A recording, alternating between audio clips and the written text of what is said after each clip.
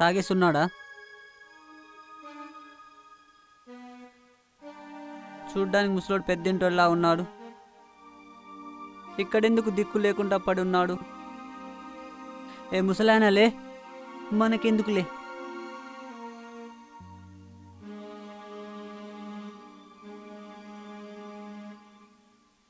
తిన్నాడో లేడో, సర్లే లేస్తే తిను.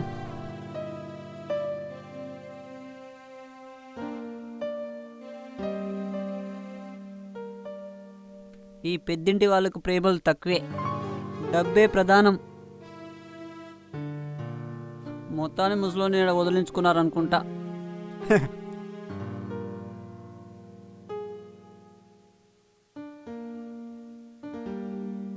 ఇదేదో బాగుంది. టైం దగ్గర పడ్డోడికి వాచ్తో పనే ఉంది. నీకంటే నాకే బాగుంది. పాపం ఎండలో ఉన్నాడుగా.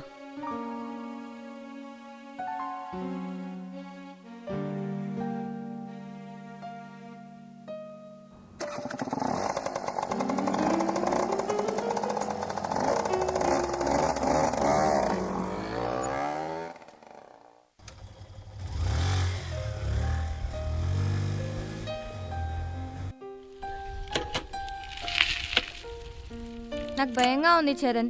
ఇక్కడికి ఎందుకు తీసుకొచ్చావు? మనం కాలేజీలో కూర్చొని మాట్లాడుకోవచ్చుగా. కీర్తి, నా మీద నమ్మకం లేదా? అక్కడంతా డిస్టర్బెన్స్, ఇక్కడైతే ప్రశాంతంగా మాట్లాడుకోవచ్చు, ప్రైవసీగా ఉంటుంది.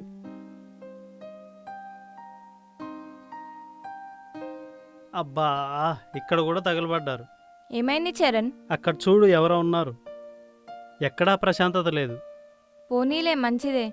నాకు తోడుగా ఉంటాడు. పాపం ముసలాయన, అలా అనకూడదు. ఛీ, నా మీద నమ్మకం లేదా నీకు? అలాంటిదేం లేదు చరణ్. అలా అయితే ఇక్కడి వరకు రాను కదా. హాయ్ తాతయ్య. సరే, వెళ్దామా?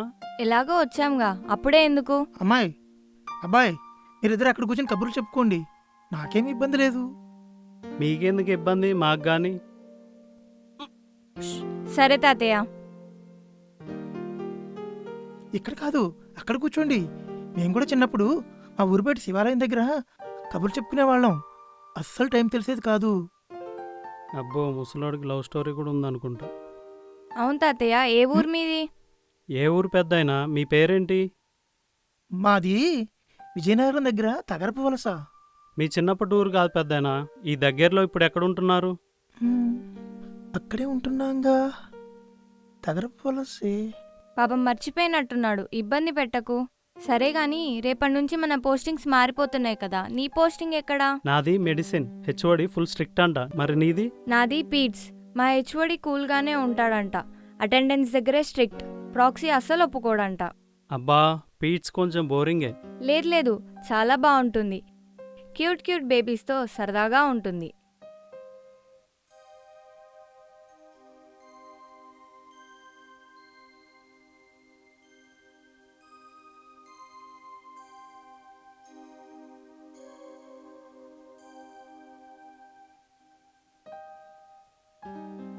పాపం, తను తిన్నాడో లేదో. పెద్దాయనా, ఏమన్నా తిన్నావా? నువ్వు ఆగు చరణ్. తిను తాతయ్య. బంగారు తల్లివిరా. అయ్యో, ఒక నిమిషం ఆగు తాతయ్య. తాగు తాతయ్య. నిదానం నిదానం. అమ్మా,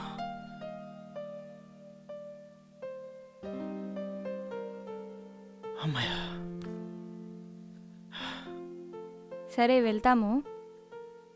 చరణ్, టైం అవుతుంది, వెళ్దామా? ఓకే. బాయ్ తాతయ్య. సరే, రేపు వస్తారా మరి? ఏమో. వస్తాం తాతయ్య, నీకోసమైనా వస్తాం. నువ్వు ఇక్కడెందుకు? పక్కనే గుడి ఉంది, అక్కడుండు. రేపు వస్తాము. అబ్బా,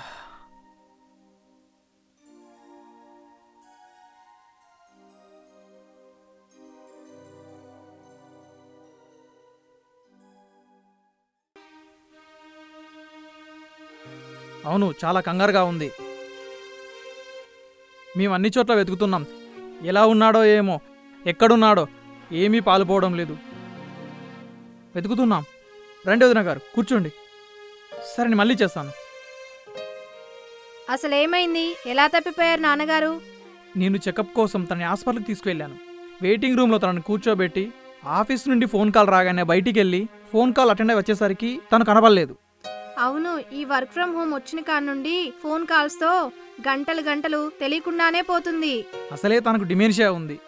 అవునా? అంటే అదే మతిమరుపు ఉంది. ఇప్పటి రీసెంట్ విషయాలు ఎక్కువ గుర్తుపెట్టుకోలేకపోతున్నాడు.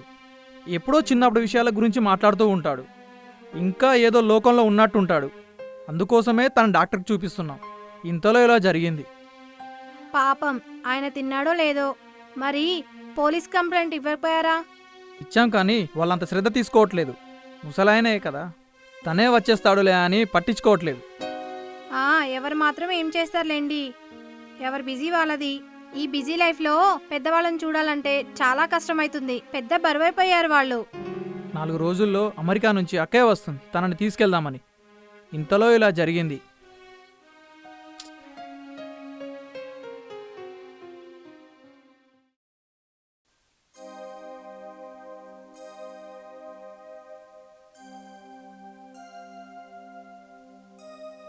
హలో తాతయ్య, ఎవరైనా వచ్చారా నీకోసం? ఎవరైనా వచ్చుంటారేమో అనుకున్నా నీకోసం. తల్లి కూర్చో కూర్చో, రారా. మ్హూ. నాకెవ్వరు లేరు తల్లి. సీత, నువ్వు, వీడు.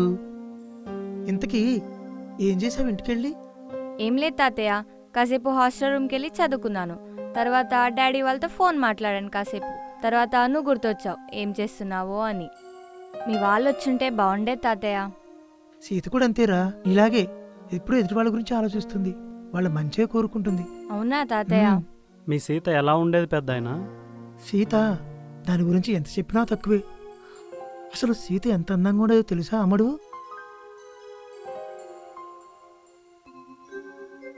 మాటల్లో చెప్పలేనురా. దాని మాటల్లో మెత్తదనం, దాని చేతల్లో చురుకుదనం కుందన బొమ్మలా ఉండేది. అందమైన పరికిణిలో గల్లు గల్లును నడుస్తుంటే ప్రపంచంలో ఏదీ కనపడేది కాదురా అబ్బాయి.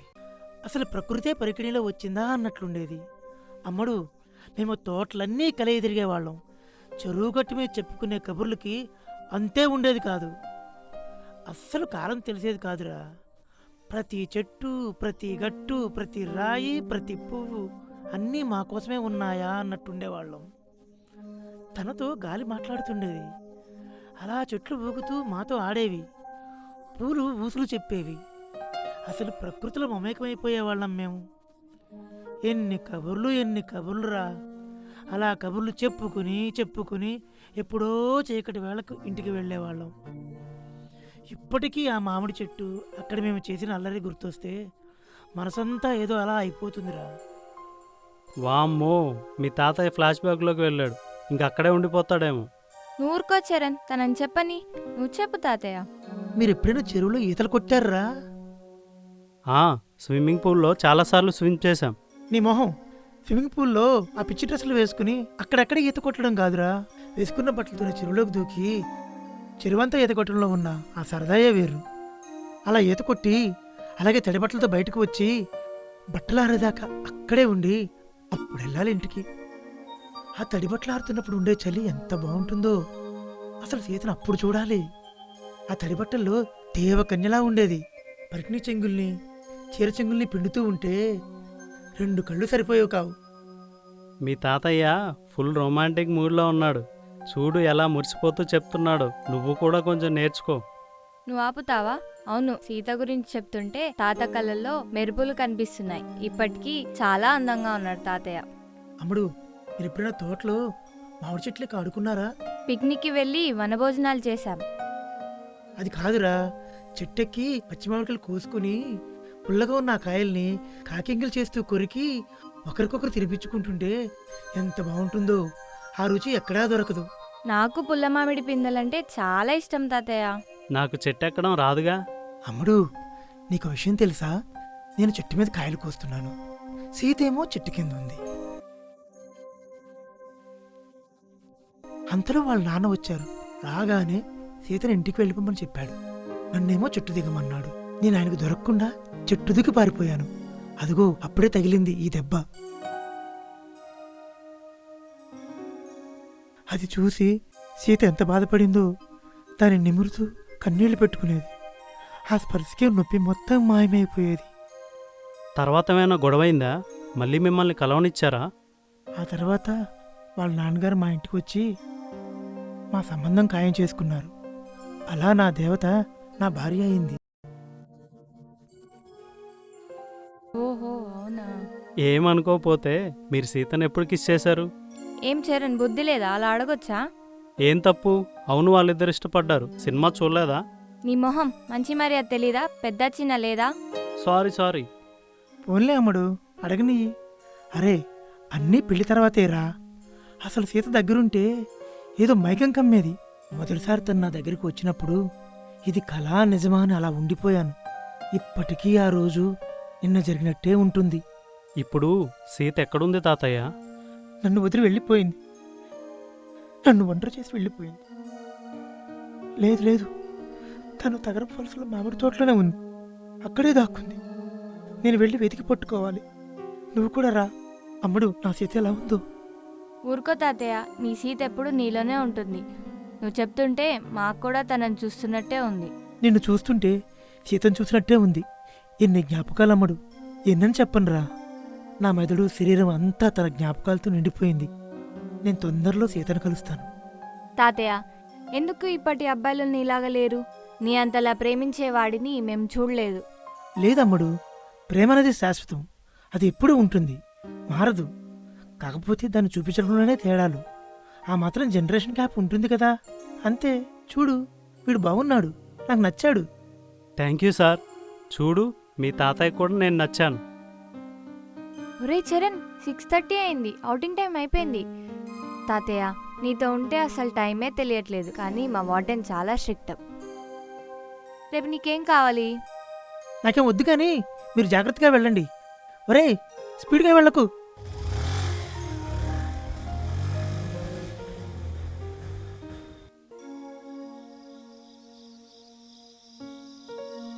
అన్నయ్య, నాన్న ఆచూకీ ఏమన్నా తెలిసిందా? నాకు చాలా భయంగా ఉంది. నాన్న ఎక్కడున్నాడో ఏం చేస్తున్నాడో. అన్ని చోట్ల వెతికేశానమ్మా. Railway station, city bus stand, గుడి దగ్గర అన్ని చోట్ల వెతికాను. అక్కడ వాళ్ళందరినీ అడిగాను. ఎవ్వరు కూడా చూసినట్టు చెప్పలేదు. ఏం చేయాలో నాకు అస్సలు పాలుపోవటం లేదు. నా కర్మ కాకపోతే అదే సమయంలో ఫోన్ కాల్ రావాలా? దాన్ని అటెండ్ చేస్తే ఈయన లేరు. కొంపదీసి మన ఊరు తగరపు వలస వెళ్ళారేమో. అక్కడ కూడా వాకప్ చేశాను. అక్కడికి రాలేదంట. అయినా అక్కడికి ఎలా వెళ్తాడు? చేతిలో పైసా కూడా లేదు. అసలేంటి నాకు ఈ టెన్షన్? నాన్న దగ్గర సెల్ ఫోన్ లేదా అన్నయ్య? ఏం చెప్పను, ఆయనకి సెల్ ఫోన్ అంటే చిరాకు. అది దగ్గరుంటే ఏకాంతంగా ఉండదంటాడు. అంతా చాదస్తం. కాకపోతే ఏంటి, ఆ రోజు దాని ఇంట్లో పడేసి వచ్చాడు. అబ్బా, పిచ్చెక్కిపోతుంది. దేవుడా, నాన్నని నువ్వే కాపాడు.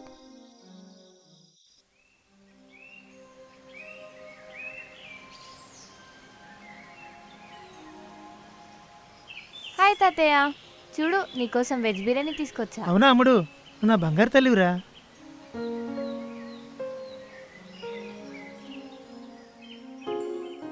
నాలుగు రోజులైంది తాతయ్య. మీ వాళ్ళు ఎవరైనా ఉన్నారా? కొంచెం గుర్తెచ్చుకో తాతయ్య. తగర పులుసే కదమ్మా. సరే మీరు తినండి. మీ తాతయ్య ఇంకా పాత రొమాంటిక్ రోజుల నుండి బయటికి రాలేదనుకుంటా. డోంట్ జోక్ చరణ్, పెద్దవాళ్ళతో అలాగేనా మాట్లాడేది? పాపం, తన వాళ్ళ అడ్రస్ తెలిస్తే వాళ్ళ దగ్గరికి పంపేవాళ్ళం. అసలు తాతయ్య తాలూకు వాళ్ళు ఎంత టెన్షన్ పడుతున్నారో ఏమో. ఒరే మనవడా, నా మనవరాలు పెళ్లి చేసుకుంటావా? నేను రెడీనే. మీ మనవరాలే ఏవేవో కండిషన్స్ పెడుతుంది. అవునా అమ్ముడు, వీడు బాగానే ఉన్నాడు కదమ్మా. కాకపోతే ఆ ముక్కే కాస్త వంకరగా ఉంది.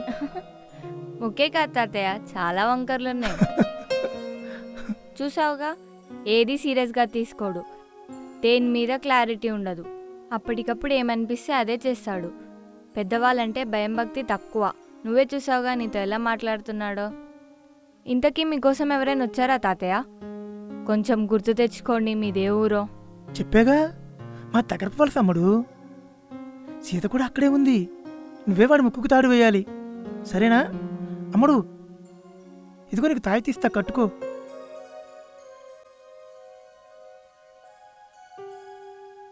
చరణ్, దాన్ని చూడు, క్లూ ఏమైనా దొరుకుతుందేమో.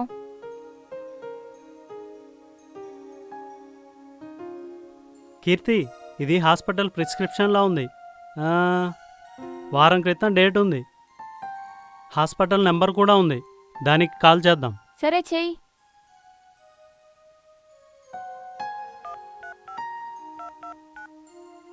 హలో సార్, ఇక్కడ ఒక పెద్దాయన తప్పిపోయి ఉన్నాడు సార్.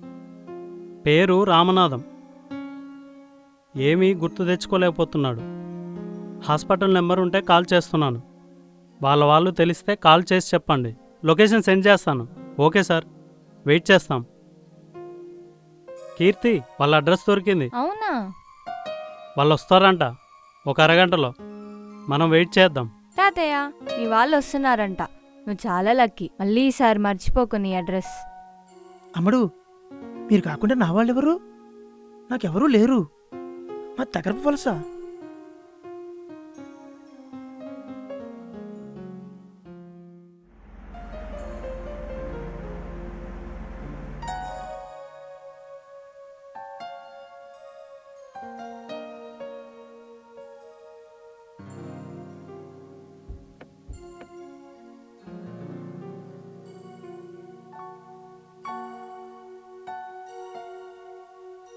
నానా, నాన్న ఇక్కడ నావేంటి నాన్న?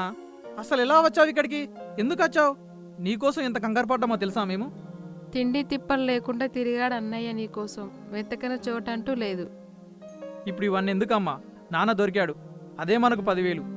అమ్మడు, వీళ్ళెవరు? మీ వాళ్ళే తాతయ్య వాళ్ళు. అదేంటి నాన్న అలా మాట్లాడతావు? తను నీ కూతురు, నేను నీ కొడుకుని. ఈ అమ్మాయి ఎవరు? కొత్తగా ఉంది. అంకుల్, గత 4 రోజుల నుంచి తను ఇక్కడే ఉంటున్నాడు. అనుకోకుండా ఇక్కడికి వస్తే తను కనిపించాడు మాకు. ఎంత అడిగినా అడ్రస్ చెప్పట్లేదు, గుర్తుపట్టట్లేదు. రోజు వచ్చి తనతో కాసేపు ఉండి వెళ్ళేవాళ్ళం మేము. ఇందులో మీ నాన్నగారు తప్పేం లేదు. మీకు తెలుసు కదా, అతను డిమెన్షియాతో బాధపడుతున్నాడు. మీరే కొంచెం జాగ్రత్తగా ఉండాల్సింది. తన రీసెంట్ విషయాలు గుర్తుపట్టలేరు. పాత జ్ఞాపకాలు మాత్రమే గుర్తుంటాయి. డాక్టర్ గారు, మీరు మంచి మందులు రాయొచ్చు కదండి. దీనికి మందుల కంటే ఈ జబ్బుతో ఉన్న వాళ్ళతోని ఎక్కువగా సమయం గడపాలి. వాళ్ళు చెప్పేది వినాలి. పాత విషయాల్ని కొత్త విషయాల్ని లింక్ చేస్తూ ఉండాలి. పాత ఆల్బమ్స్ లాంటివి చూపిస్తూ ఉంటే వాళ్ళ మెదడు ఉత్తేజితం అవుతుంది. న్యూరోనల్ లింక్స్ ఏర్పడతాయి. మెమరీ ఇంప్రూవ్ అవుతుంది. చూశారుగా ఈ అమ్మాయితో ఎంత బాగా మాట్లాడుతున్నారో, ఎంతగా కలిసిపోయారో. పదండి నాన్న, ఇంటికి వెళ్దాం. పదండి నాన్న.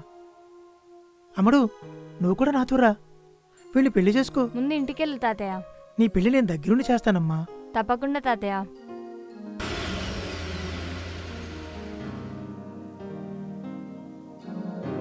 అనుభవాలతో తలపండిన పెద్దలు మన నుండి కోరుకునేది ఆడంబరాలు, ఆర్భాటాలు కాదు. వారి మసకబారుతున్న జ్ఞాపకాలకు మందు మనం వారికిచ్చే మన విలువైన సమయం మాత్రమే.